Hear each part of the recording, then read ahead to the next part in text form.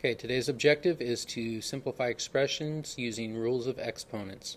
Now we're just going to be starting the rules. We're just going to learn basically one rule today. And that rule is the rule for multiplying common bases. So basically that rule states that if you have a to the m power times a to the n power, that is equal to a to the m plus n power. Now, in order for this to work, the bases have to be the same and you have to be multiplying. Then you add the exponents. Here's an example of why that works. Take 4 to the third power. What does that mean? That basically means that you have 4 times 4 times 4. Then if you're multiplying that by 4 to the second, you put your multiplication sign, and then 4 to the second means 4 times 4. So in reality, you have 4 times 4 times 4 times 4, which is 4 to the fifth. Instead of writing all of that out, what you can really be thinking in your head is, hey, I've got 4 to the 3 plus 2 power, which simplifies to 4 to the fifth. But again, I want to emphasize, the bases have to be the same and you have to be multiplying in order for this to work. Otherwise, that multiplication that we brought down between the first 3 and the second 2, that would be a plus, and then it doesn't look the same. So they have to be multiplying and the bases have to be the same. I can't stress that enough. So let's use this. We have a times a squared times a cubed. Bases are the same and they're multiplying, so that means we can add the exponents.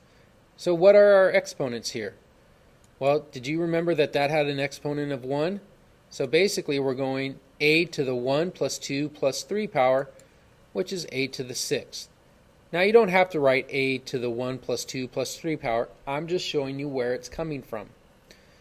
So, and notice that we added the exponents. Very important that we're adding the exponents. We're not multiplying them. Next, we have d times d to the second times d to the third times d to the fourth times d to the fifth.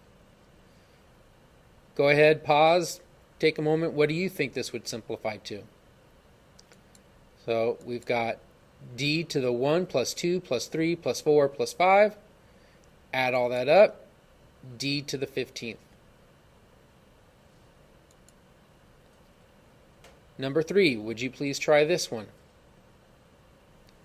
So bases are the same, they're multiplying, so we're going to go 2 plus 7 plus 2 plus 2, we get x to the 13th power. Simplifying variable expressions. Now, if they have coefficients, if your variables have coefficients, which means the number in front of the variable, in this case the 2 and the 5, multiply those together, and then you can rewrite it as x to the third times x to the fourth. So 2 times 5 is 10. Bases are the same for the variables. They're multiplying, so we'll go 3 plus 4 is 7. And you get 10x to the 7th. Now, you don't necessarily have to write 2 times 5 times x to the third times x to the fourth. You can do that in your head. But if you need to, I highly recommend that you do write it out. It does tend to help you out a bit. Or at least underline, do something along those lines to identify what you're doing.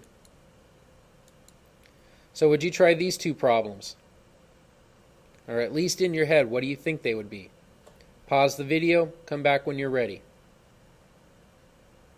So I've got 8 times 3, and then a to the 5th times a to the 7th.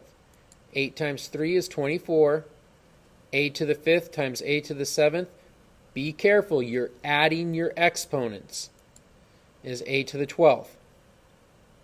Number 2.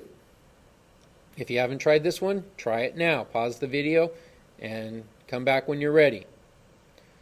So I've got negative 3 times 4, and then a times a to the 7th. Negative 3 times 4 is negative 12. Remember, a is a to the first power, so that's 1 plus 7, a to the 8th power. Would you try this one, please? A little bit more. but still doing the same idea. Nothing's different. So I've got 3 times negative 5, c squared times c, and d squared times d to the 4th. Again, if you want to do that in your head, you don't have to write that line out, although I think it is kind of helpful for a lot of people. So that would be 3 times negative 5 is negative 15. C squared times c is c to the 3rd.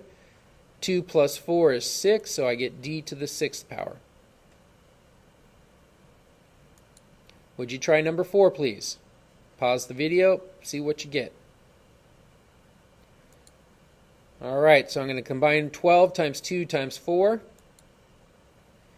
E to the 3rd times e. G to the 3rd and h. I'm just going to put those in the back. There's nothing I can really do with those right now. And 12 times 2 times 4 is 96. We'll get e to the 4th, g to the 3rd, h. Finished. If you didn't get that, where did you make your mistake? If you don't know, that's when you can ask a question. Number 5. Go ahead and try this. So I'm going to do negative 2 times 6, and then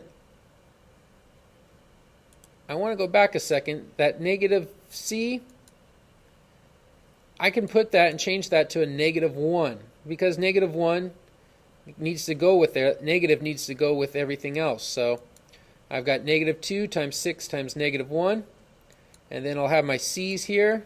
I've got 3 of them. Well, really I've got a different number, but I've got 3 terms there. And then I got my d's. So that would be a positive 12, because a negative 2 times a negative 1 will be positive. Sorry about that. And then we'll get c to the 6th, d to the 3rd. And at this point, we're going to head and pause the video. You'll do the second half of the guided notes tomorrow night or tomorrow, depending on what class you're in. If you have questions, let me know. And that's it. Thank you.